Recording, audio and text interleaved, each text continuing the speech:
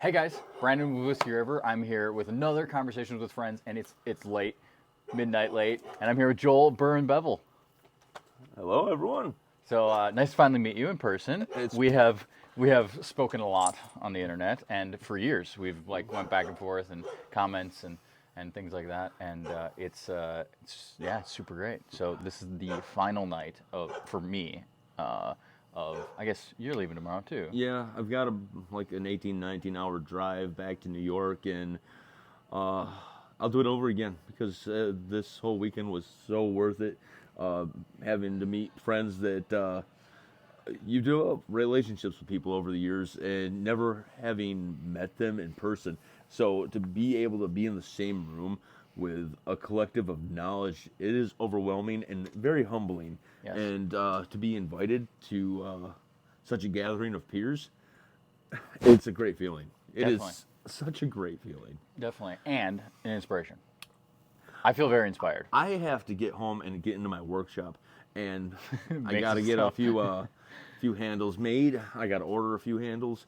It's going to be a good time. Yeah, it's going to for be sure. productive. For sure, I'm feeling like I feel like I want this to last forever, but I Yeah. also want to get back so I can get all the stuff that I've got jumbled up in my head of ideas and things, down on the physical, onto the physical thing. I definitely agree, but at the same time, this has been a heck of a weekend because I know personally, because I've been getting into making my own handles, and there's always the question of, will it work? And I'm proud to say that and I did not want to just try my handle myself, be like, 2 swings, oh, it works. No, Yeah. I gave it to some people that we went dark. We're good, so keep going. Interesting.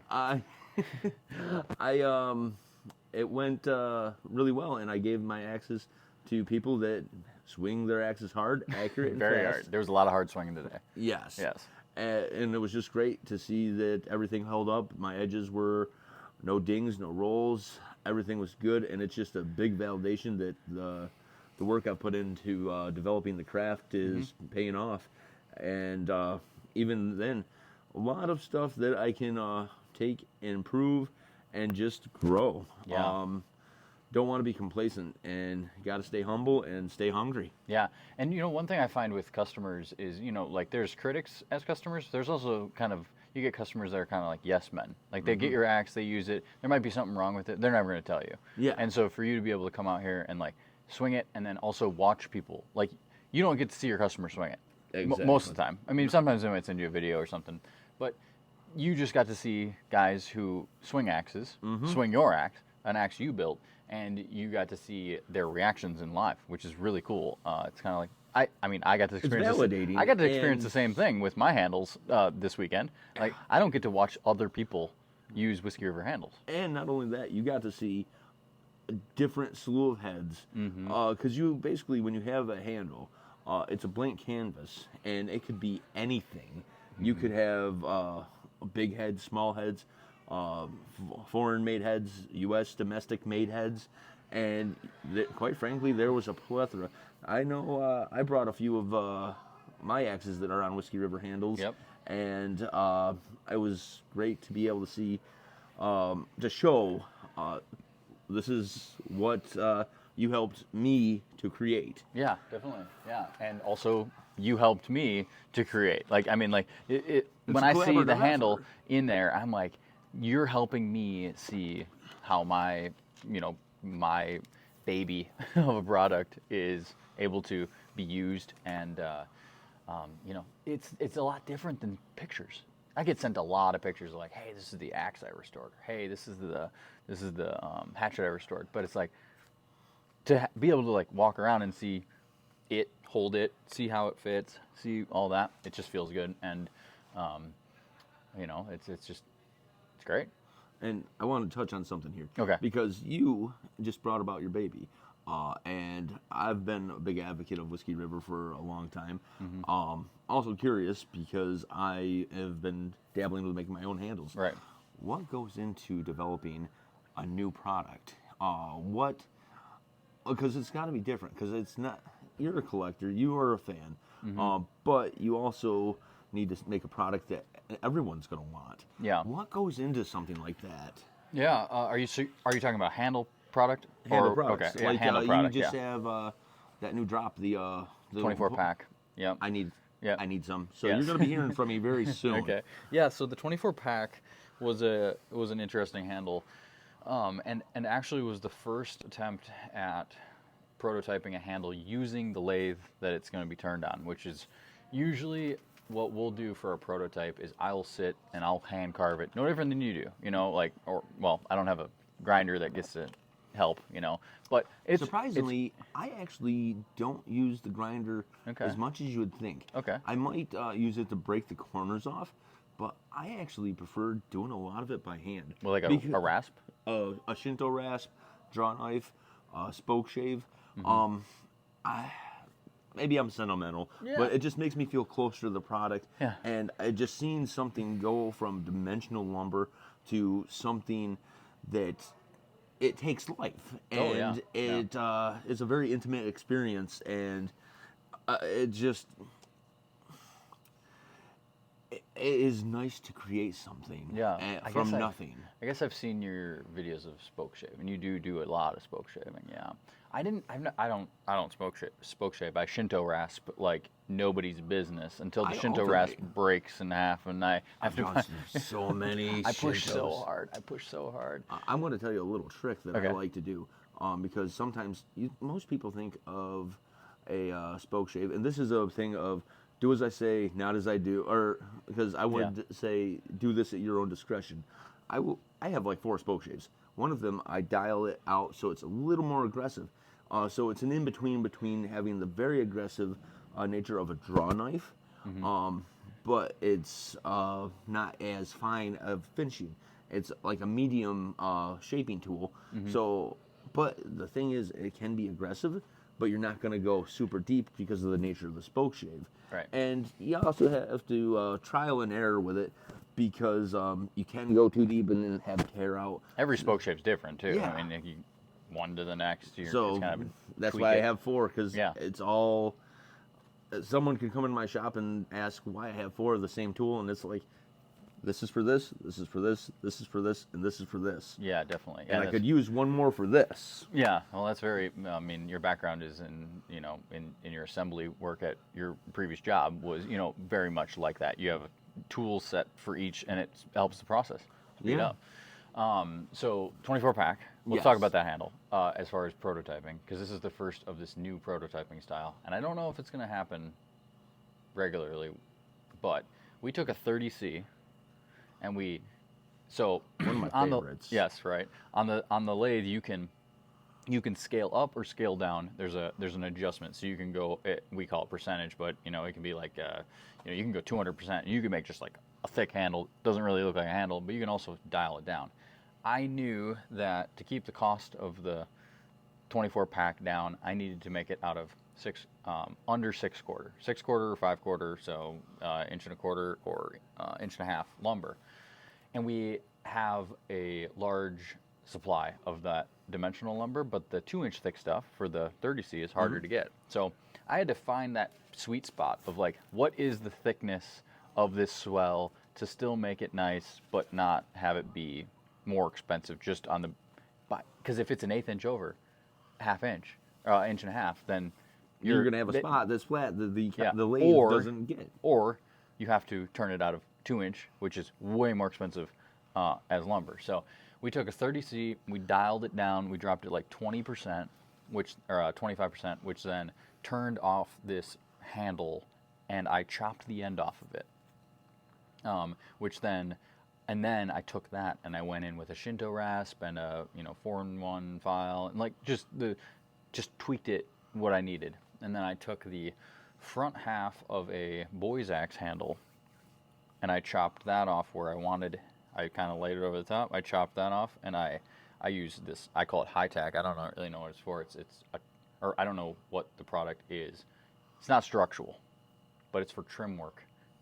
When you miter cut trim, you can glue it together, and it's super tight, and you can't get it apart. Like, if you break it, it's gonna break somewhere else. Like that. Yeah. It's like a weld, So I glue the two ends of the handles together, and then I go through and I finish that joint, and I take Bondo and use some other things and make this what I think is exactly how I want it. And then I wrap that in cellophane, and I send it to a sand casting facility that sand casts this handle out of aluminum. And then that that aluminum comes back, and because I wrapped it in cellophane, it's kind of got like bumps, and it's very rough. And sand casting, as you're aware, is very it's very not it's sandpaper basically. Yeah. So I go through there and I hand finish that handle and take out any imperfections, and that gives us a final step to make sure that that pattern's straight and true, and as well as free of like any irregularities. It's got to feel good. It's got to look good. Mm-hmm. And you can feel it. This is like when it's a glued together handle. You're not like, I mean, you're not. And I can say, having the privilege of seeing and feeling a few of those pack handles this weekend, you did good. Thank you. You did Thank you. very good. Thank you. And I also, if anyone takes anything away from this, I want people. You know what? Big point for me. You said you use a 4-in-1, a spoke shave, and a lot of hand sanding. You don't need a lot of tools to be able to do this. Oh yeah, definitely. And definitely. if I don't want someone who were to look at my videos and say, "Oh, it's easy for you to do because you have a 2x72 grinder, you have this, you have that." I didn't have that when I started, and I did a lot by hand. And you can still. And you can pretend like the tube. You can still get it done and pretend like it's not there. I don't want anyone to be intimidated, and I've had a lot of people contact me, and I've been able to help just say you can use minimal tools, and there's people local to me.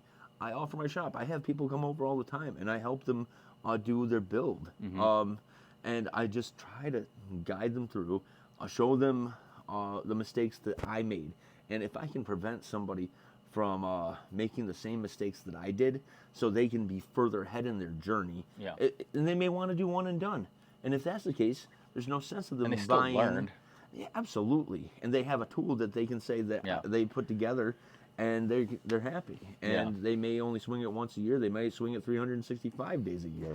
But it was a tool that they make. And quite frankly, I think that there's a big sense of pride with being able to say, I put this together. I made this, and there's a lot to be said about using your prep for making the pack handle. You did a lot of work by hand. It wasn't just typing it into a computer, and machining it.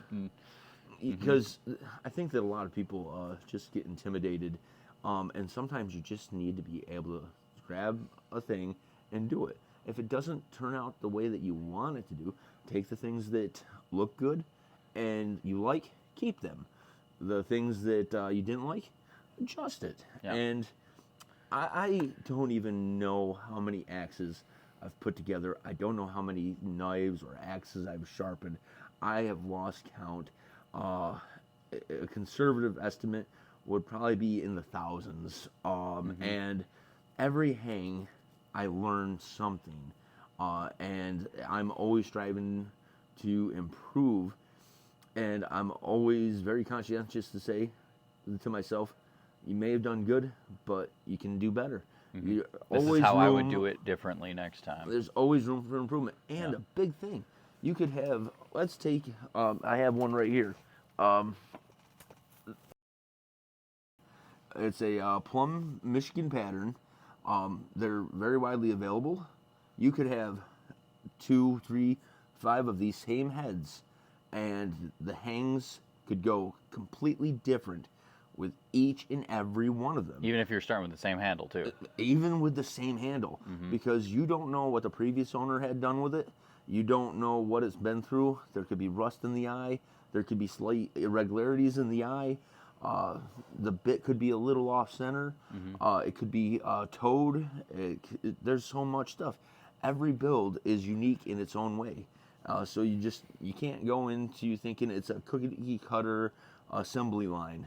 You have to go in every build with fresh eyes. You really have to. Yeah, it's true. And we get that a lot where it's like folks new to the hobby are like, they buy a handle, they have a head, and they're like, man, this doesn't just go together. And when you go to the hardware store, you're getting a handle that's got a gauged eye and it's tiny, so that way you can just slam the head on the handle and then smash that wedge in and then cut it off, and then you're back to using it. Now, is it gonna stay hung? We don't know, but it's a fast process. And one thing, it's quantity over quality kind of thing. I guess it applies to a lot of aspects, but it's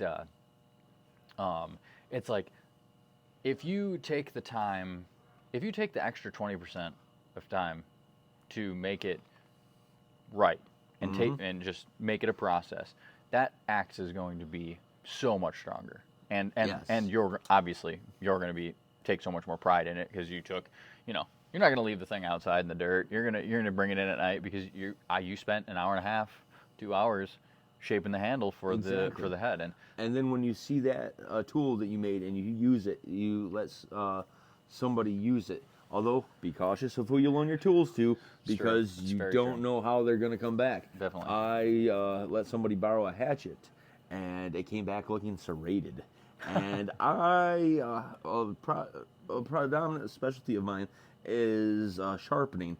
And yes, I can fix that, but I am not going to lie, there was a bit of my heart that sank when I had to fix that. Because it went to them sharp. Oh, yeah.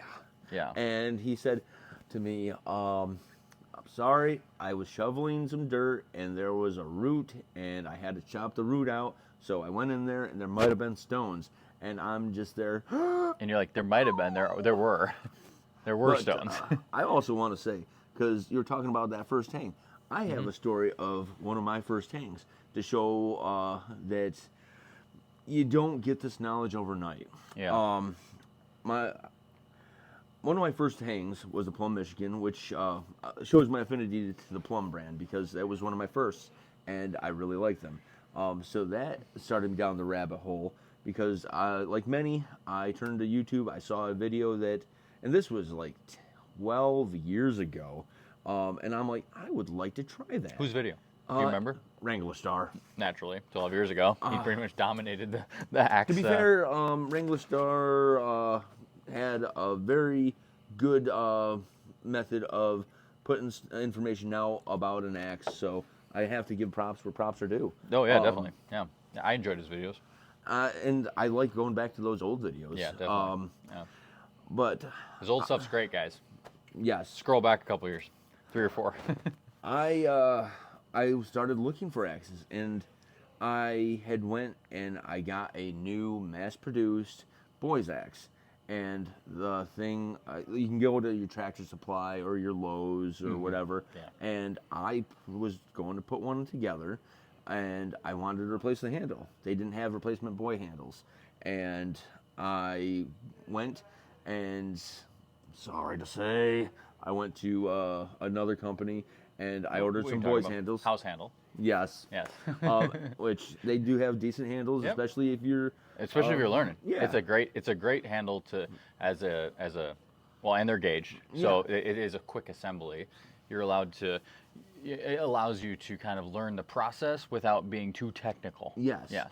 I had a rude awakening, because I had a flint edge boys axe, and I had bought a boys handle. I put it in, and why is there gap? Why is there gap? It's not fitting. And it was the other way around. It was bigger, and it wasn't fitting. Oh, yeah. And but I've also had it the other way around. Yeah. But I'm like, I call them, and I'm like, is this right? And I felt quite embarrassed to know that the vintage heads were a little bit bigger, but not as big as a full size. So that started me learning how to shape an axe handle to properly fit it to the eye. Because you had no other option. Then I found out about Ninja Shelf, and I learned about curl then. I learned hard. Yeah. You get to explain what a Ninja Shelf is now. Ninja Shelf. The Ninja Shelf, and I will grab a prop here, is when you are seating a head and there is a little shelf of wood that you may not be able to see, but it's basically setting on a shelf on the handle. So if you were looking at the cross section, it would look like this in the handle, and it would set on there instead of having a gradual taper into the eye. That shelf creates a stress point, and you're likely to just snap the wood in the eye right there. And I may not speak on the most technical terms, but you can also tell if there's going to be a ninja shelf because you might see a lot of curling over there.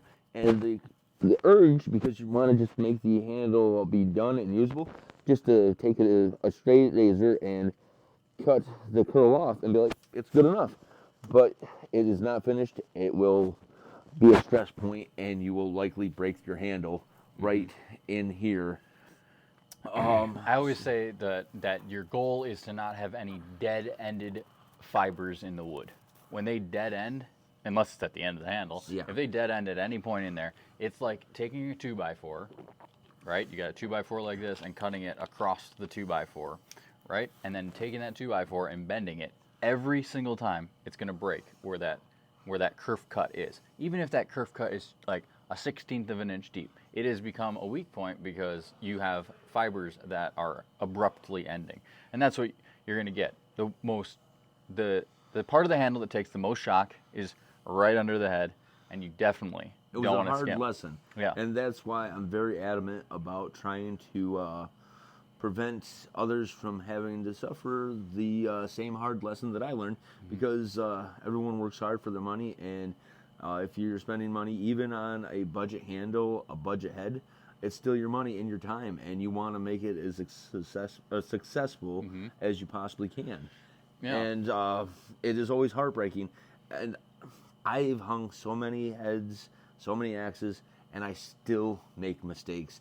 And it's always disheartening when you put on the handle to the head of an axe and it just is not working because you took a little too much material. And I still do it. And if I still do it, it's likely everyone else is doing it. Definitely. And mistakes happen.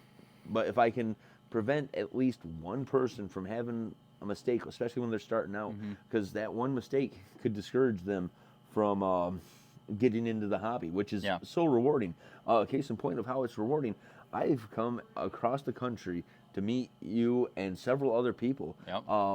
And it is a great community, and it's very rewarding to be able to give back into that. Yeah. Is that I guess, is that like burr and bevel, is that one of the missions, I guess, of the content that you make? Just to make things sharp and to give back. Because I've been very fortunate with this. It has given me a lot. Actually, the burr and bevel really pulled me out of a really dark place. I was sharpening axes and knives and putting axes together, but then I went through a separation, and I was not in a good place. I was broken down mentally. I don't think I picked up an axe or a knife, and I couldn't sharpen for a good 2 to 3 months. And one night after my children went to their mothers, and I was just sitting there and feeling bad and lonely and missing my kids, I decided I was going to, in a weird way, I was going to just focus on taking my time and making some builds and sharing them off of my main Facebook page, because I didn't really want to spam anybody that didn't want to see it. But if people wanted to see it, I had a place for them to see. They followed you and they said they wanted to see it, so yeah. And I contacted a friend of mine, and I was talking to her about what I wanted to do, and she came up with the name burr and bevel, because when you're sharpening, you want to remove the burr, and when you're sharpening, you focus on the bevel. And it just fit, and I'm eternally grateful for her coming up with that. Suggestion, yeah, for sure. And people may wonder, because in my videos I'm always wearing a logo of my shirt. It's not a vanity thing. It's just a representation to me and a validation of how far I came, because I was in a very bad spot. Yeah, so you were proud. Yeah. And I always try to give back. I've had people contact me 2 or 3 in the morning. I'm a night owl, so they ask me about how I sharpen, and I always tell them, I'm not going to tell you that I'm the best in the world. I've done pretty good, and I'm still always learning, and I can tell you how I do it, and we'll tell you the resources that helped get me to here, and I will be here to help you along the way, because I want to see you succeed. I've had so many people question me why I would do that. Case in point, why would you tell somebody why you are sharpening that? Aren't you afraid you're going to lose money? Or competition. It's not about losing money. It's not about competition. It's about cooperation. I'm here with some of the greatest axe makers that I personally know. Yeah. And we've shared ideas, and there was no side-eyed glances. It was all like, dude, this build is great. They'd come over to look at my builds. Oh my God, you made this handle? So awesome. And I'd go over and look at their handle and be like, this is so clean. This is beautiful. And it's just a lot of love. Yeah, for sure. And it's not about competition. It's about cooperation. And I know what sharpening and doing everything like that did to help bring me out of my dark place. Okay. And if I can use that means to help somebody else, then I will gladly share my information, because the crafts that we do, they need to be shared, or they're going to be lost. And I don't want to say it's a dying art, because after seeing everything we are, I dare say that we're in a renaissance, a resurgence. But if we don't keep stoking those fires, #free heat, we need to keep that going, because there's several great axe makers currently making axes right now, domestically, foreign, but we're not in the heyday of chopping wood. So there's only so many vintage axes out there, and there's a lot of people that don't know what they have, and they just look at a rusty piece of metal that they're going to throw to the scrapyard. So I think that we as a community need to try to keep them out of the scrapyard, and the more people that can go out and take that and take it from rusty to trusty, we need to spread that love and that knowledge. Definitely. And I've been very fortunate and blessed to have conversations with people that have way more experience than me, and they've humbled me with their willingness to share the knowledge.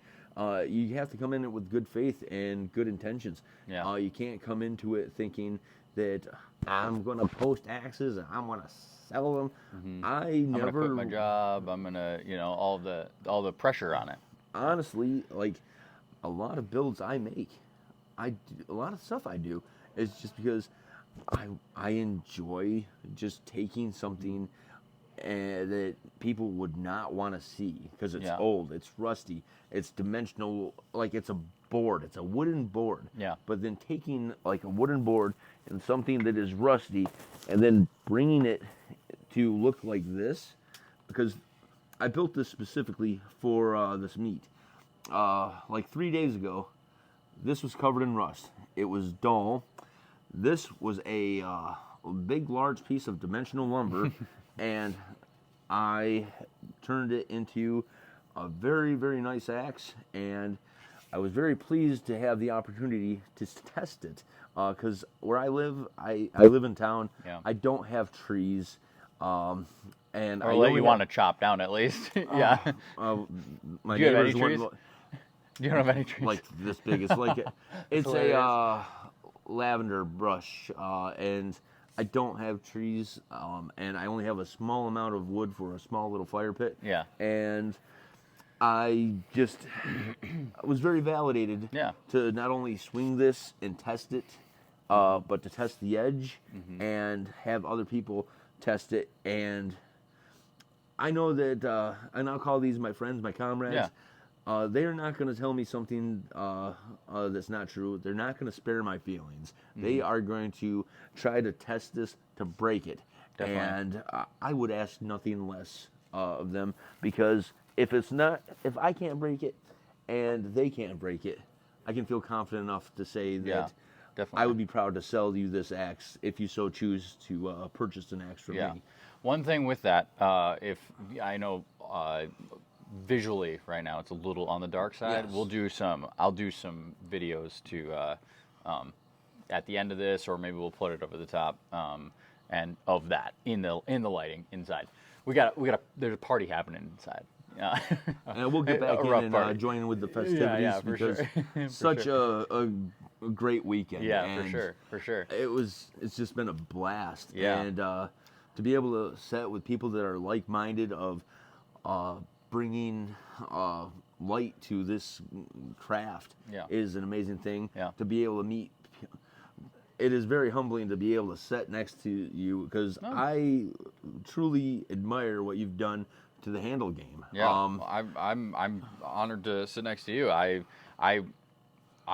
don't know much about doing what you do as far as the sharpening goes and all of that. It's one of those things that's just not in my wheelhouse, And I can file a axe with a hand file, and or an angle grinder.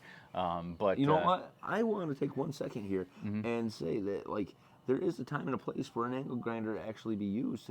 True. Because it's just a matter of, you don't need a very aggressive disc. You need a light touch, but you can definitely use that as a tool to help profile an axe. Definitely. Because sometimes you have to use the tools that you have. The biggest thing that I would say, use a fresh disc, keep it cool, water bottle, and just watch your edge. And rightfully so, because there's a lot of people that don't know how to use an angle grinder. Or a bench grinder. And they're just Don't use a bench grinder to try to sharpen anything. Listen, I know that there's some people that advocate that you could do a rough grind on chisels.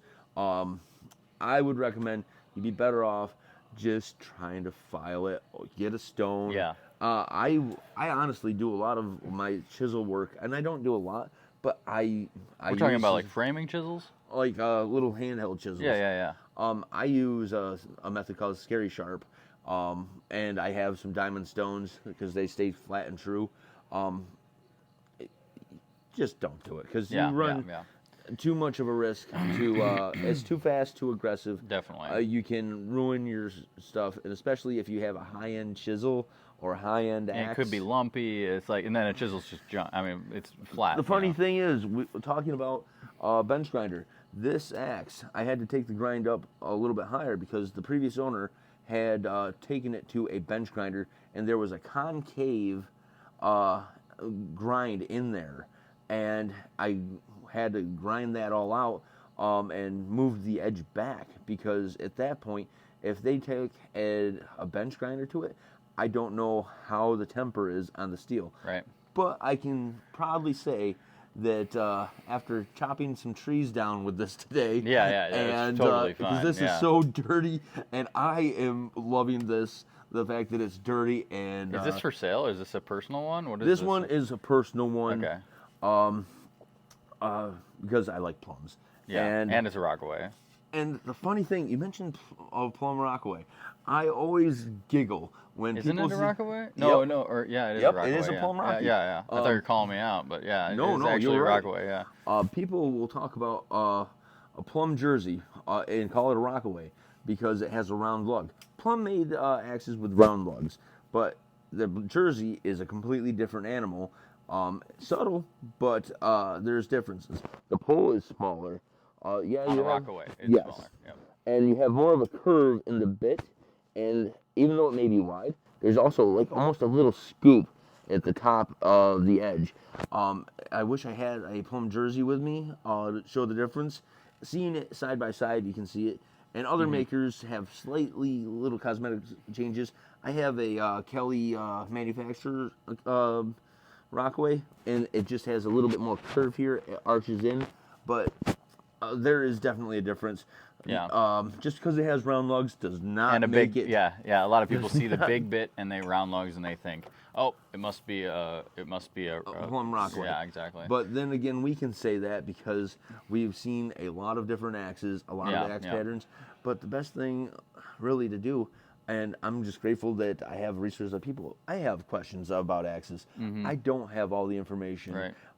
And to be able to say that I have friends and resources I can go and talk to, because the axe community can be a very giving and good place. Yeah. And it's a wealth of information, a wealth of brotherhood, and this weekend has been an example of that. Definitely. To the best degree ever. It's just very great to. It's very humbling, and I've been, and not to mention the fact you get a bunch of your friends together and you just have and fun. make jokes and yeah, for sure. Do you? I'm gonna ask you a question. The idea of that you've got unlimited cash at this point, right? You have to keep that. You have to consider that for this question. You have unlimited cash. Don't think about the money part. There is a axe that hits the market, and it's being only offered to you first, because that person knows that you're interested in it. What axe is that? And you're like, no questions asked. I'm buying it. I'm going to go with a Connecticut. A Connecticut. I want a Connecticut. What kind of Connecticut? If I could get a council It's Connecticut, anything. A council Connecticut? I would, because I know that a council makes a good tool. Yeah. And I have a personal council jersey that is a favorite splitter of mine, and I've beaten the snot out of it. I've not been kind to it, and I got to play with some very, very a lot of nice Connecticut's this weekend. Connecticut's, and I've also got to play with a lot of council tools. Yeah. And I'll tell you, I beat the snot out of some. Yeah. I was not nice to them, and the council tool was just standing there like, "Is that all you got?" Brush some dirt off. So that's your Honestly, white whale, is a council made Connecticut. That is for new. Okay, for new. Okay, but like let's say vintage market. I want to say that would be new for the fact that I would know that if I used it, that I could get another one. Oh yeah, I see what you mean. Yeah, and you wouldn't, because I know that you had mentioned some axes not being used. Like it's like I wouldn't feel comfortable using that, because it's like you said when we're standing by the Land Cruiser out there, it was like it's 70 years old. They don't make these anymore. Yep. What is your... My white whale, my true white whale, and it will never taste wood ever again. It was gifted to me because I have my white whale. Okay. You're the first person to say that out of this weekend. I have my white whale, and it was gifted to me by several of these fellows that we've met, and it was very humbling. It is a Buffalo Black. And Buffalo Black was made in New York, so it's a New York axe, which is very near to me because that's where I live, where I grew up. And dollar for donuts, I would say it's harder to find than a Black Raven. Buffalo Black was a hardware store chain? I believe so. Oh, interesting. And what town were they in? Buffalo. Oh, yeah, Buffalo, New York. That was a dumb question. But there's also like Cayugas and stuff. There was the Northeast was really good about having some very good axe brands, especially like you look at Plum. They were located in Pennsylvania, and I forget the rest. I am drawing a blank. It is very late at night. Yeah, I get it. And but you have the Ferguson. Yes, which is in Ithaca, New York. No, it's marketed as Utica, New York, and I need to do a little bit of research because I know nothing about this axe. Yeah, but it's his last name. I wanted to say that he has an axe that is what era do you think it would be roughly? 30s, 20s? The year is on there. We'll have to put a picture of that on because it has a year. It's probably close to 100 years old. Yeah, and it says Ferguson, which is his last name, and then it's a New York axe, which is I saw that and I was like, that's mine now. A yoink! So last question before we wrap it up. If you were to leave someone with, which you kind of did the ninja shelf, but like a piece of advice about it when they're just starting to get into axes. There's a 15-year-old kid who's like, hey, I want to fix up my first axe. what are you saying? And you only get one thing to tell them. What are you telling them? Don't get discouraged. Don't get discouraged. And I it's like funny because I actually have a young man, Uh-huh. because I have my TikTok, I have my social media. He saw me on TikTok. Turns out he lives an hour away, and he wanted to get into doing axes. He's come over with his father. They're great people. I love those guys to death. They've been so supportive of me, and I've been so supportive of them. And I've had several meetups with them where I helped guide him to fit an axe handle from scratch, and put several Whiskey River handles on some axes. Sweet. With them, and some handmade axes, and just showing them the pitfalls that you might encounter. Yeah. I've shown them a few techniques that I personally use to fit up the eye to mitigate that, because thankfully, and this is really, it is a good thing, because a Whiskey River handle comes with a little extra material on it, so you can truly get a good fit. Yeah. There's nothing worse than you get it there and there's a gap on the back or the front, or it's too narrow. On the bottom. And you have to try to use a huge wedge. But the biggest thing is, I told, because there was some frustration. Don't give be up. discouraged. Don't be discouraged. And he's gonna be a heavy hitter in a few years. And the fact that he's 15 and he's starting to put out really great work. Yeah. And it's just great to see That's awesome. him That's grow. awesome. It's really awesome. I didn't know that you did that. Have you talked about that? I must have missed the memo that you were like mentoring a kid and dad and on that whole thing. But that's cool. Not every good deed needs to be spoken out That loud. is true. That is true. That's true. Because But I that's don't. cool. I'm not saying you need to post about it on TikTok. I was just I know. You know. But sometimes it's just enough to do a good thing. Yeah, for sure. And I mean, which is ironic because so many people will see me from my videos and my social media, and they think that I am a very mad, grumpy, angry person. Yeah, like a little troll. yeah, and it's like, it's funny because if you've been on his lives, you know that he's interacts and all that. But I get see how sidetracked so easily. One of my most recent lives, somebody asked me if I had an angle gauge, and I spent about 10 minutes looking for my angle gauge because I wanted to show this gentleman, because he had a specific question about a specific axe, and Now you have an angle gauge. Thanks a new one. to Whiskey River. Yeah, I just gave him one And today. I will say this about the Whiskey River angle gauge. It has a bottle opener, right? Yeah, bottle opener. I am not going to use that as a bottle opener. I am going to bling it out and make it a necklace for when I'm in my workshop. I am going to have it right around my neck. It's like, this is my bling. I'm going to be like Flavor Flav from back in the day. With the bevel gauge throwing star, which I got my bag stripped at TSA because of it. Oh my God. And it's crazy. On the Like you airport. mentioned the TSA. We've come so, we really have gathered a lot of people from all over the country to be here. And when you stop to think about it, it is pretty crazy, isn't it? Yeah, it's wild. I came from New York. We have someone from New Hampshire. We've got someone from Mississippi. And you came from... I'm from Wisconsin. Jake's from Minnesota. And it just... Yeah, it's wild. Yeah. And It worked out. It worked out. I want to do it again. Yeah, we will. We will. Definitely. We can look forward to it. We don't know when it's going to be, but we'll do it again. When someone wants to find you on social media, you've kind of hinted at it, but can you let them know if they want to follow you? I'll put it in the description. I'll put links in the description. I would be honored if you want to check out what I do. My Facebook is Burr and Bevel Sharpening. My TikTok account is Burr and Bevel Sharpening, and my Instagram, I believe, is just Burr and Bevel. Okay. And you can reach out to me, even if you do not want to buy nothing. If you do not want to have me sharpen something, you have a question about putting an axe together, I welcome you to contact me. Okay. And I'm going to do my best and in my power to help you have a successful hang on your axe. And I'm sorry, I'm tired, I'm slurring my words. I'm so tired. I'm trying to hold it together. And We're on the tail end of it. Oh, I could go another 2 hours. Yeah. I can do this all day. But I want you guys to have success. And if I can have a small part in helping you have success so you can reach the potential that I know that you all have, Yeah.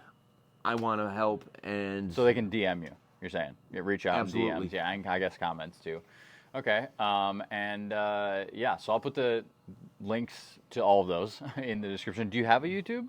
Are you on YouTube? Not yet. I Okay. really should. No pressure. No pressure. I'm just saying that. I think though that and if you see my TikTok videos, I don't talk in it too much because you might not believe this. I hate the sound of my own voice, so it's a very rare thing to have me talk like this. It is a very unusual thing. Yeah. I prefer. It's one of those things. Yeah. I just like to let the work talk, but if people have questions, I usually will do my best to answer it to the best of my abilities. All right, sweet. Well, it was nice meeting you again. I appreciate it. Thanks for sitting down and having a conversation. Can we do it again sometime? And we can. I'm Guaranteed. looking forward to it. All right. Be good, guys. Thanks for watching.